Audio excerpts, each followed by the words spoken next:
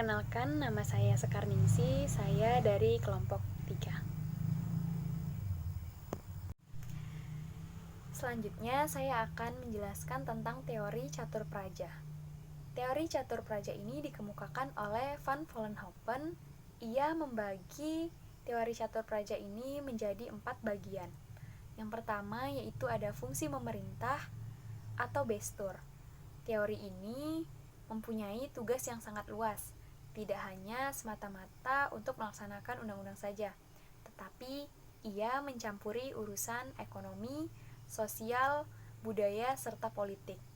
Kemudian yang kedua ada fungsi polisi, di mana fungsi polisi ini untuk melaksanakan pengawasan secara preventif, yakni memaksa penduduk suatu wilayah untuk menaati ketertiban hukum, serta mengadakan penjagaan sebelumnya, agar tata tertib dalam masyarakat tersebut tetap terpelihara.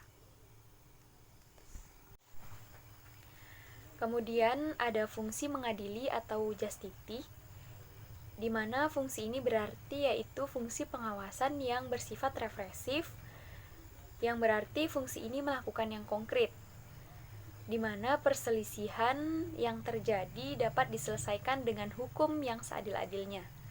Kemudian ada fungsi mengatur atau regular, yaitu suatu tugas perundangan untuk mendapatkan atau memperoleh seluruh hasil legislatif dalam arti material, atau setiap peraturan atau ketetapan yang dibuat pemerintah mempunyai daya ikat terhadap semua atau sebagian penduduk wilayah dari suatu negara. Selanjutnya, saya akan menjelaskan tentang teori Pancapraja. Teori Pancapraja dikembangkan oleh J.R. Stelinga pada tahun 1953.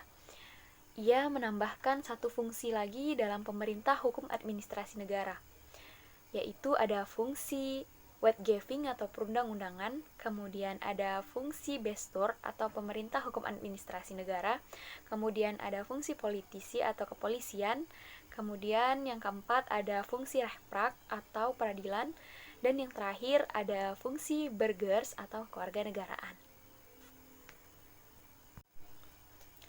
Kemudian, teori Pancapraja juga dikemukakan oleh Leimer, yaitu penyempurnaan dari catur praja yang dikemukakan oleh Van Vollenhoven, yang mana teori Pancapraja ini ada menjadi 5 fungsi. Yang pertama yaitu fungsi Bestuursrecht atau kekuasaan yang meliputi penyelenggaraan kesejahteraan umum atau yang memiliki ciri-ciri tertentu, yaitu memberikan kepercayaan pada administrasi negara keleluasaan untuk bertindak. Kemudian yang terakhir saya akan menjelaskan tentang teori Satpraja, di mana teori Satpraja ini dikemukakan oleh Wirjono Prodjodikoro yang didasarkan pada Undang-Undang Dasar 1945. Dalam teori ini, kekuasaan pemerintah hukum administrasi negara tidak lagi menjadi 5 fungsi, melainkan ada 6 fungsi kekuasaan, yakni yang pertama ada fungsi atau kekuasaan pemerintah, kemudian ada perundangan, ada pengadilan, keuangan, hubungan luar negeri, serta yang terakhir adalah kekuasaan pertahanan, hukum administrasi negara, dan keamanan umum.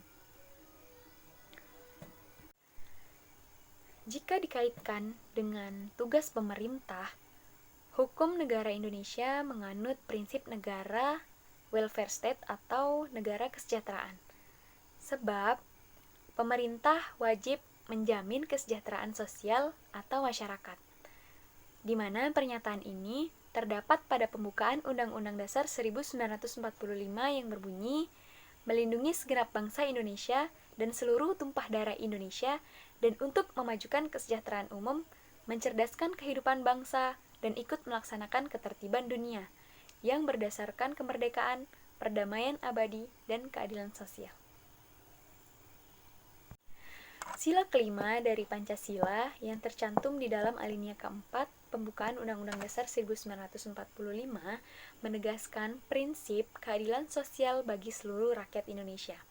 Begitu juga ketentuan pasal 33 dan 34 Undang-Undang Dasar 1945 yang mengharuskan pemerintah untuk menjamin setinggi-tingginya kemakmuran rakyat Indonesia, memelihara fakir miskin dan anak-anak terlantar, sehingga bumi, air, dan kekayaan alam yang terkandung di dalamnya, serta yang menjadi hajat hidup orang banyak, dikuasai oleh negara dan digunakan untuk pemerintah dalam melaksanakan tugas membangun kesejahteraan sosial.